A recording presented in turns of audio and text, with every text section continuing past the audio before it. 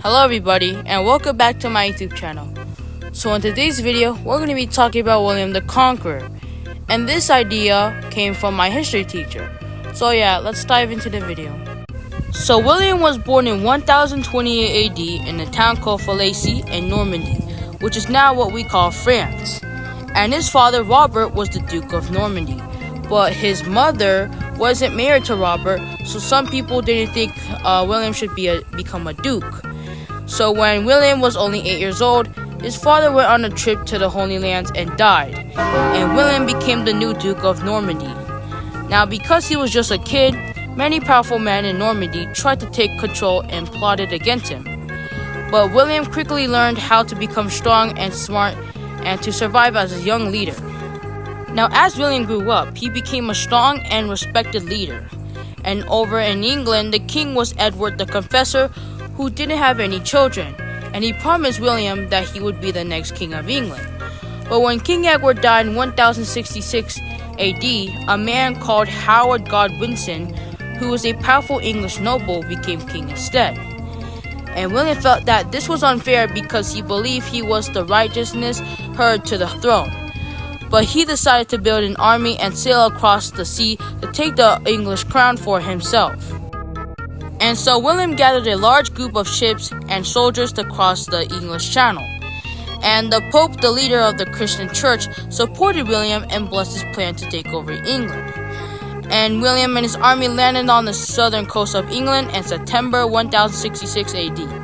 And at that same time, Howard was busy fighting off another invasion in the north of England. So he and his tired soldiers had to march quickly down to face William. Now when the two armies met at a place near Hastings on October 14, 1066 AD for a big battle, the Battle of Hastings was a fierce fight. And William's soldiers pretended to run away, which made the English soldiers break their lines to chase them. And when the English soldiers were out of position, William's knights turned back and attacked them. Now during the battle, King Howard was hit in the eye with an arrow and died. And after Howard died, the English army started to run away and William won the battle. Now after winning the battle, William and his army marched to London. Now many English nobles were scared of or had already been defeated, so there wasn't much resistance. Now on Christmas Day in 1066 AD, William was crowned King of England in a big ceremony at Westminster Abbey. And this event marked the start of Norman rule in England, which was a big change. And William was called William the Conqueror because he took the English throne by force. Now as king, William needed to make sure he kept control of both England and Normandy. And he built many castles all over England, including the famous Tower of London, to show his strength and protect his new kingdom. But these castles helped him control the land and defend against rebellions. But then William created a new system where he gave land to his loyal followers in exchange for their support. And this system helped maintain control, but it also made some English people unhappy because they lost their land to Norman lords. Now William wanted to know exactly what he owned, so he ordered a survey of all the land people and animals in England. And this survey was written down in a book called the Doomsday Book.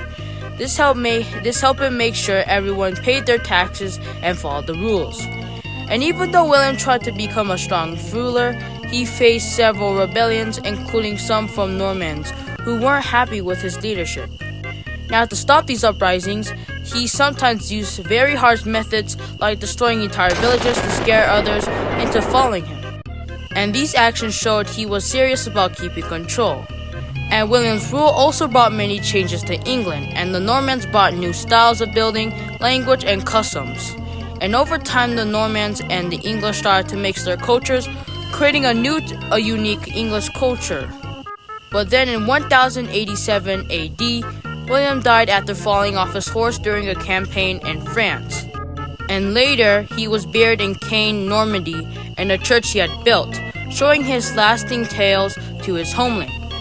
And after William's death, his sons took over, but they faced many challenges in keeping the kingdom united. And William the Conqueror is remembered today as a powerful leader who changed England forever. And his story showed how determination and strong leadership can shape a country's future. And so this is the end of the video, and I hope you guys had a fun time hearing me talk about William the Conqueror. And so yeah, comment down if you want me to post another video about another person or a country. And I'll see you guys later.